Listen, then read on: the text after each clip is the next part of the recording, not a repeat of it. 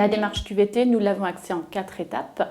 La première étape qui consiste en fait à la mise en place du comité de pilotage QVT, composé de notre directeur général, d'un représentant du personnel et de moi-même, avec pour mission en fait de cadrer la démarche QVT, d'identifier les enjeux et la méthode à mettre en œuvre. La deuxième étape clé a été de réaliser un diagnostic sur nos actions QVT en lien avec le projet stratégique et l'accord cadre groupe Terena sur la QVT et l'égalité professionnelle. À partir de ce diagnostic, nous avons identifié des sujets prioritaires à traiter au niveau QVT pour mieux faire et mieux vivre son travail.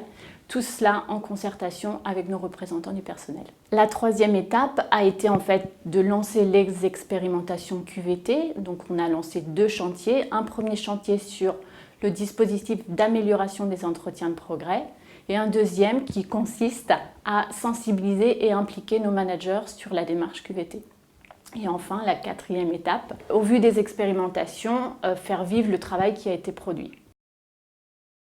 Ce comité de qualité de vie QVT-EP est composé d'intervenants à domicile, de responsables d'agence, de représentants du centre administratif. On a dans ce comité utilisé un outil de pilotage pour recenser l'ensemble des actions qu'on réalisait déjà et qui avaient un lien avec la qualité de vie au travail et l'égalité professionnelle au sein d'O2.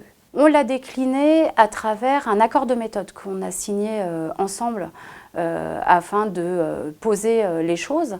Ça nous a permis d'abord de faire un diagnostic et ensuite un plan d'expérimentation. Ce plan d'expérimentation, on l'a fait sur un périmètre restreint. En effet, on s'est d'abord attaché à travailler sur les agences du Mans et le centre administratif basé également au Mans. Ça permet déjà de voir à petite échelle tout ce qu'on peut faire avant de déployer sur un accord national pour l'ensemble des agences succursalistes d'O2. Et puisque sur ce plan d'expérimentation, on en a dégagé un certain nombre de tendances, un certain nombre d'actions. Et on s'est décidé, au travers d'une négociation avec les délégués syndicaux, sur un accord QVT-EP sur l'année 2017 que l'on va signer cette semaine.